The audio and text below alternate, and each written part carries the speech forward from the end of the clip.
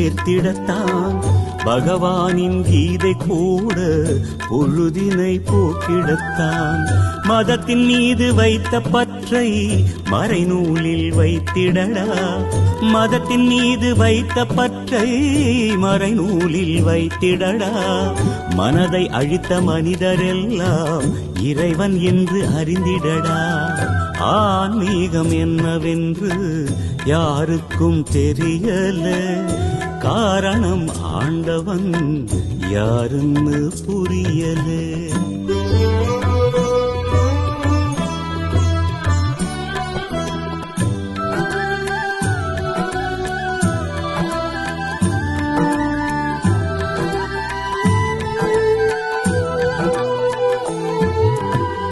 யோகியனாய் மாறும் முன்னே யோகியாய் மாறுவதா?